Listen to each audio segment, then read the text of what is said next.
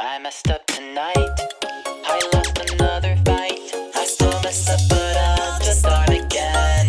I keep falling down. I keep on hitting the ground. I always get enough to see what's next. Birds don't just fly, they fall down and get up. Nobody learns without getting it wrong.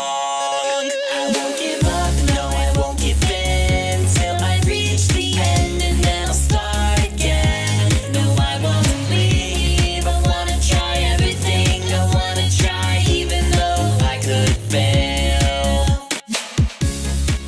Hello, everybody, and once again, welcome back to Zootopia Minute, the minute-by-minute podcast where we review, analyze, and criticize everybody's favorite hit film of 2016, Zootopia.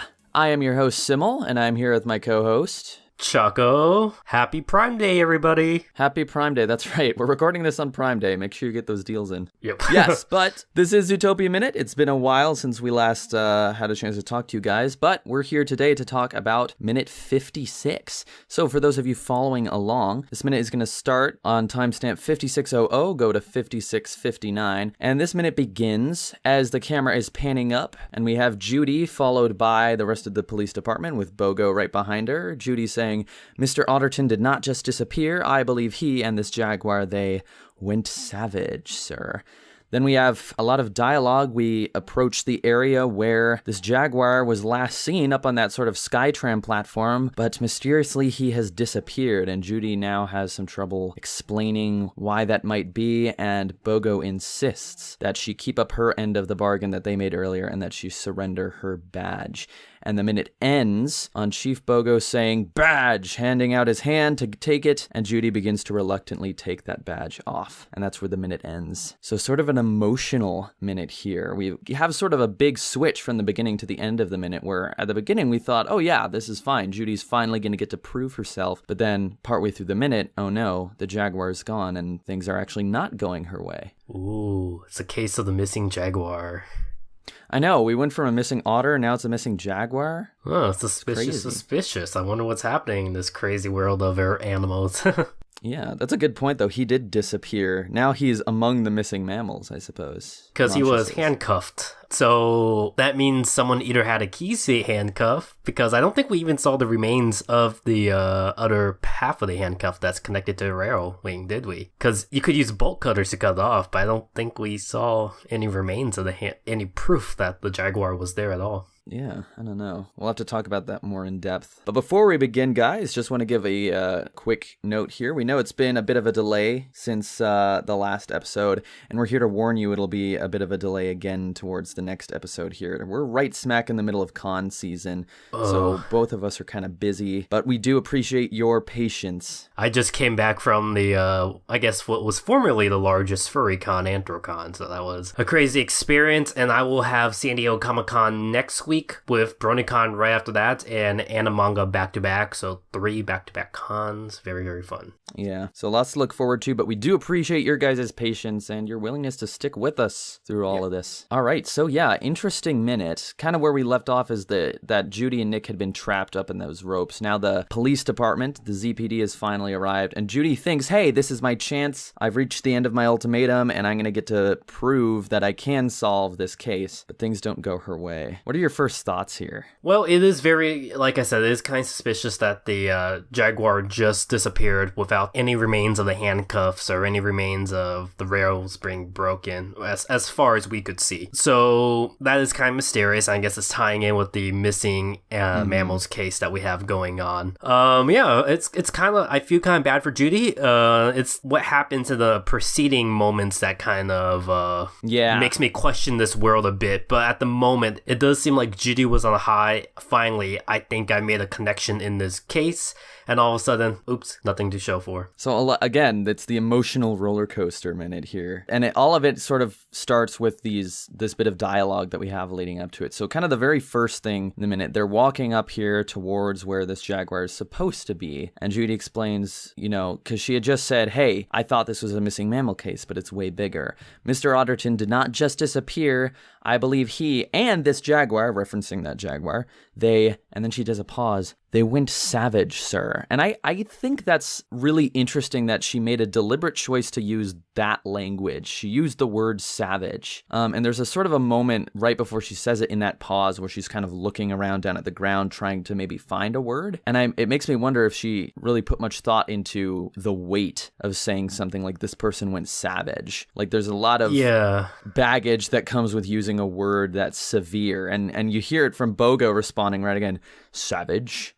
This isn't the Stone Age, Hops. Animals don't go savage. Even though Bogo himself is not a predator, he will be viewed as one of the more aggressive of the mammals in terms of what we stereotype these water buffaloes to be. Are water buffaloes aggressive in the wild? Should you not mess with a water buffalo? Well, they're kind of calm. Well, it depends because domesticated water buffaloes, if you've read Jared Diamond's Gun, Germs, and Steel, they were domesticated in Eastern Asia and really responsible for the evolution of agriculture over there. But buffalo themselves in the wild, they are ruminants, right? They aren't going to outright harass humans unless they feel like their territory is kind of threatened. And there's a reason why they have large horns on top. Yeah, I mean, they're big animals. It's the same thing with like a cow. You don't hear about people getting injured by cows, but at the same time, I've never seen a cow and thought, well, I could take that cow. I should mess with this cow. It was funny because I was watching video clips of the running of the bulls in Spain, and I was like, why would people go out of their way to get trampled and gored by these bulls? And it seemed like the bulls didn't even want to attack the humans. They were prodded just to run away from danger, and the humans just happened to be in their way. And watching these videos is like they're actually purposely trying to swerve out of the way of the humans, and it's the people who are... I think the humans who are running were actually more injured by their fellow runners running over them when they tripped than the bulls were themselves. But going back to what you said about a word that maybe Judy used without thinking about it, I kind of noticed that when I watch older media, that some words used to describe a group of people in that time period look really, really odd in modern context. And I was just kind of thinking about it because I was watching clips of the musical, The Music Man, the one with the famous song that inspired the monorail song in The Simpsons and Zap Apple Cider song in Well, we got trouble. But right here in Motor City. The guy who was singing, he was saying, oh, what's going to be the downfall of the youth? And he basically started talking about the jitterbug and basically associated jitterbug with primitive, savage, jungle fever dancing. I was like, ooh, that does not age really well. He's almost like an extremist preacher kind of type, like the Jesus sign people that you see at like big events and festivals and stuff. Which is strange. Like I like that's a thing that specifically anime cons I see it a lot more because I was at the Furry Anthrocon and Anime Expo, the largest anime con, formerly the largest furry con, were held the same weekend, and most of the signs I was seeing was coming from Anime Expo of people. I don't know why. I guess it's the yaoi or something. But on the other hand, it seems like Pittsburgh was much more open and welcoming to the furries, even though furries have what you would think would have the more sinful connotations. But that's a story for another time. But yeah, it's really strange. Judy using that term, and even Bogo was like, okay, that's kind of odd. But he used it himself.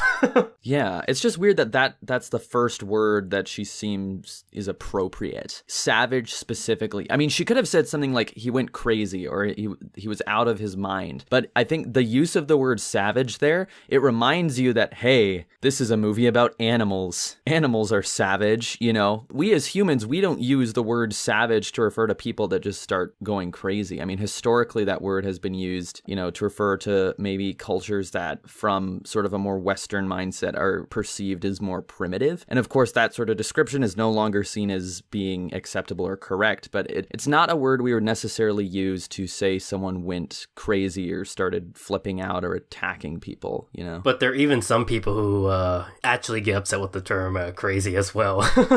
Yeah, well, you can find someone who's upset about everything, so... It is interesting that that word was used. I think that was definitely a deliberate choice in the writing. But anyway, as we proceed through the dialogue here, as Chief Bogo is saying, this isn't the Stone Age, animals don't go savage, Judy says, I thought so too, till I saw this. And she says this in such like a dramatic way as she's going to brush these giant leaves aside, hopefully to show where Monges is. But the drama is kind of ruined by the fact that he's no longer there. And Judy says, what? He was right here. And Chief Bogo's just sort of has this dazed look on his face, like his eyes just kind of eyebrows raised, just like, oh, the savage jaguar, you know, a very skeptical kind of thing. Maybe he's thinking that she's crazy. Yeah. She's the crazy one here. Judy's the savage one now, for using savage to mean crazy. Well, Judy has a tough time here. Sir, I know what I saw. He almost killed us. She's kind of exasperatingly looking around, grabbing her head, trying to figure out what is going on. Because again, her whole career is riding on this, right? The ultimatum is basically up at this point, and if she doesn't have something, she could lose her job. She could lose her badge. So she's in a tough spot here. A lot of pressure. Yeah, so now that if she loses her badge, she can't go back into the con space anymore. Yeah, and you have to return to attendee services, and they may reissue you a new... Never lose your badge at a con, guys. It's not a good time. Not enjoyable. Next, we have a line from Chief Bogo saying, in response to Judy saying, he almost killed us, where is he? Bogo says, or maybe any aggressive predator looks savage to you, rabbits. And then as soon as he says that, Judy's ears kind of droop. And again, we have bias against different species of animals. Yes, now that shows the social commentary stuff that I think most people were kind of interested in the movie for, and I was kind of digging, especially in this scene. We get, I think, 3 very big moments. Judy using the word savage, then Bogo right away basically saying, well, maybe to a small mammal like yourself, you know, everyone who's larger and seems more aggressive. And yeah, like, I guess you could read into it whatever way you want, but it's basically a slight towards Judy. Whether you read it as it's because she's a recruit from a species that's never been in this force before, or whatever. Well, yeah, he's definitely like laying it thick on her. And in the military, when you go through boot camp and Hell Week and stuff like that, they purposely will do this to try to like weed down and break before they build again new recruits and stuff. But Judy's already in the force, so you could see that this is not coming from that place. It's coming from Bogo judging her based on what he knows. Well, yeah. I mean, when you think about it, Judy was top of her class in the police academy, right? But from the beginning, when she was released, she graduated from the academy. She actually made it to the central precinct in the actual ZPD. It wasn't that the academy is saying she's no good. It's that Bogo, who's already established as an authority in the field, right, is skeptical of what the school is doing, what the academy is doing, right? He's like an old school kind of cop, maybe, and maybe this new progressive mammal inclusion thing, he's not all on board with that. He's been skeptical of this the whole time. So any opportunity that he has to bring it back to, it's a rabbit, the rabbit is screwing things up, I knew this wouldn't work, he's going to take every opportunity he can to sort of drive that home. Oh, it's obvious. Bogo has his own preconceived prejudice against having a new species, specifically a bunny, in the police force, and he's obviously wants to get rid of her. So yeah, he's laying it thick on her. Yeah, and he's just kind of done with Judy at this point and says to the rest of the officers, let's go. They're starting to leave. And then Judy thinks, hold on, no, wait, I have a chance here. No, wait, sir, I'm not the only one who saw him. And then kind of like goes, Nick, and like motions towards him. Nick's standing back behind the other officers. It's actually kind of funny. In the frame you see there's all these huge animals that are the police officers, and they're all wearing dark colors, like this dark blue uniform. Nick is more like colorfully lit behind them, like bright orange and green behind all this like dark navy blue kind of stuff. And he's just kind of standing there amongst them. Chief Bogo kind of scoffs and says, you think I'm going to believe a fox? And you mentioned there being 3 sort of occasions of examples of prejudice. I'm guessing this is what you're going to call the third one. Yes, this is the third one. And it especially, it does paint Bogo as being more old school, because it's strange that Bogo was the one who reacted to Judy using the term savage when describing the jaguar. But then he was quick to judge Judy, and then now he's basically basically saying, wait, you want me to trust the fox? And again, Hypocrisy. use whatever human real world analog you like into the situation, and any way you spin it, it comes out as Bogle seeming a bit backwards. Yeah. Well, the weird thing is, it's not just like backwards from a dude, you're being a jerk perspective. It's you're an idiot. Like, aren't you a police officer? This person is saying, and Judy even says, like, well, he's a key witness. And that's exactly right. It's like, who cares who it is? It's someone who saw what happened. You're just being a bad cop if you're just going to dismiss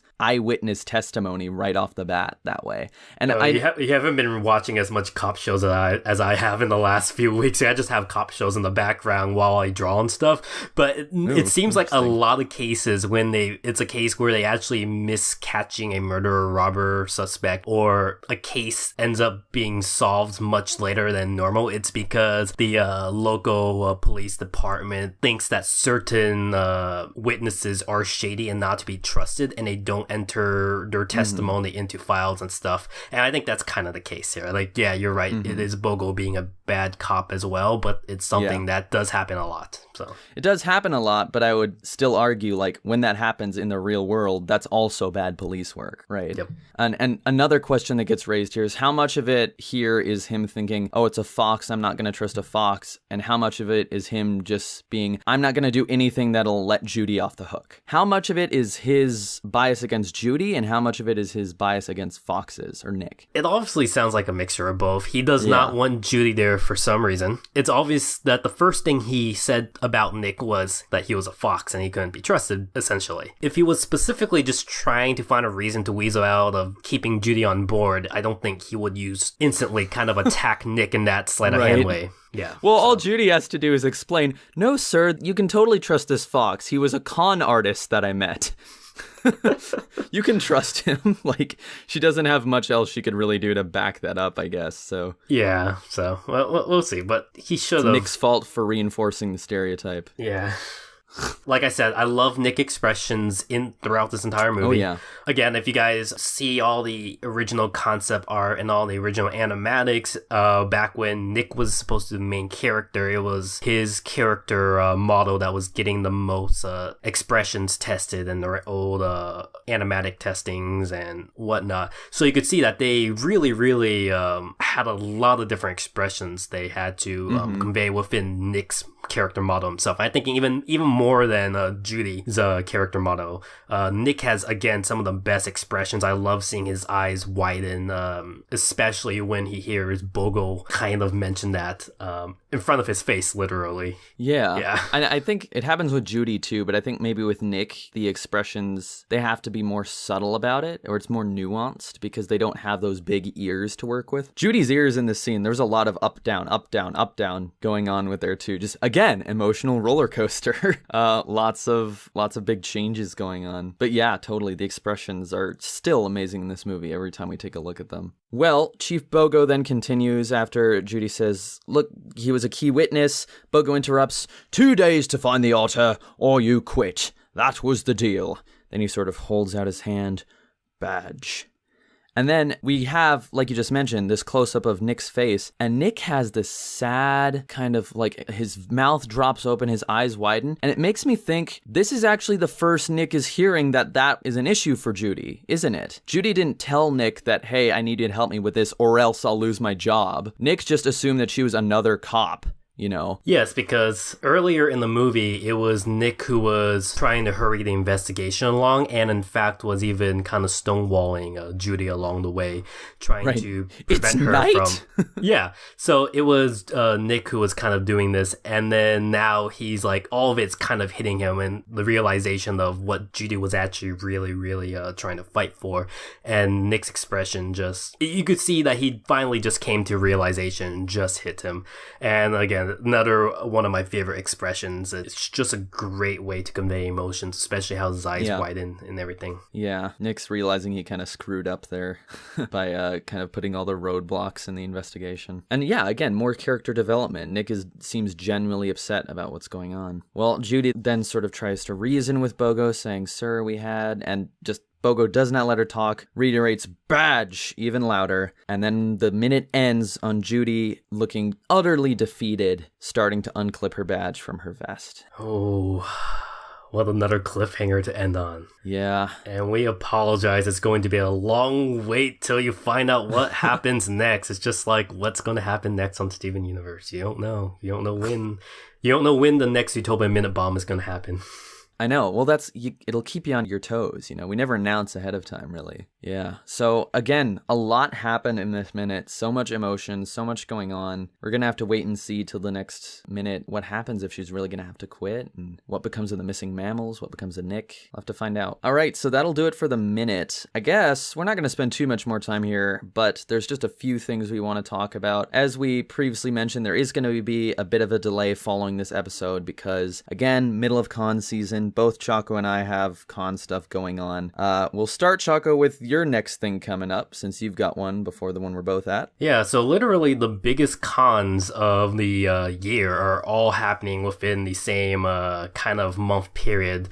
So Anime Expo just happened, Anthrocon just happened, which was a con I was just vending at, so that was kind of fun. And then I have San Diego Comic-Con coming up next. I'll be vending at the Sofa Wolf booth at the San Diego Comic-Con, and that will be at booth number 1236. And I'll be there, so feel free to say hi to me. I will have a much smaller downsized booth, but then my big booth will be at BronyCon coming up, and that will be at booth number 114. And I will be promoting my new project there, Conquest, the History and Rise of America's Pop Culture Convention. It's a history book I've been working on for about 5 years now. Yeah, I was going to say, you said new project, but I'm like, no, I think you've been working on that for a while. Yeah, I've been working on it for a while, but it's finally up again on Kickstarter. And if you want to help back that project, I will be offering rewards such as pins, lanyards, preview copies of the book, and of course the final book when it's published. So feel free to check that out on Kickstarter. We'll have a link probably in the description of this video, which you could check out. And if you are going to BronyCon or San Diego Comic-Con, you could come by my booth at those cons, and I'll have some promotional information and free little ribbons you could put on your badges for you. And speaking of fandom history, Simul and I will be presenting a fantastic panel at BronyCon. This is going to be our first non-Zootopia Minute panel at a con that we are doing together.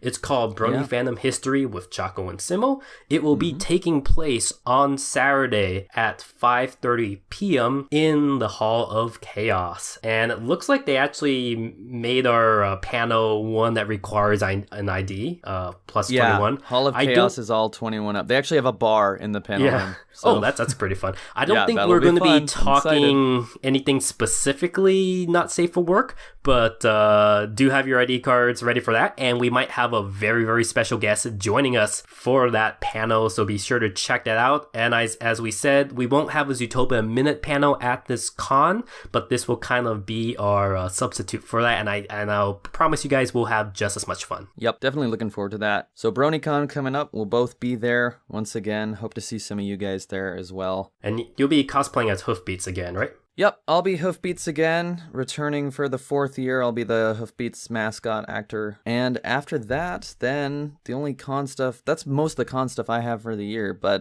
now I've got my work cut out for me because I've also become the vice chair for Everfree Northwest 2019. So for those of you who are fans of Everfree Northwest, you've got a lot to look forward to in 2019. It's going to be a lot of fun. Yeah, so it seems like we have a lot of con-related news to talk about. Yep. So that will be very, very fun. Congratulations to Simul. This is the first time on our podcast that he has announced that, so I want to give him my congratulations. I think he'll be a really, really good con chair, and I should know because I'm writing the book on running cons and stuff. So I know Simul pretty well. I think he's going to do a very, very fine job. So yes, if you want to see us, we will be at BronyCon. Feel free to check me out at again, booth 114. Our panel is Saturday at 5:30 p.m. in the Hall of Chaos. And afterwards, hopefully we'll have our new episode up and running, and I don't know, maybe some more surprises down the line. We'll see. Yep, lots to look forward to. All right, guys, that's going to do it for this episode of Zootopia Minute. Thank you so much for listening. If you did enjoy the podcast, please be sure to like us on Facebook, subscribe to our YouTube channel, follow us on Twitter, and if you have anything you'd like to share with us, anything at all, you can always email that to our inbox at zootopiaminute@gmail.com. We always love to hear your thoughts, anything you would like to let us know. Go ahead and send those things in. All right, guys, that's going to be it from us for a little bit. We will see you next time. See you next time, everybody. Bye. Bye-bye.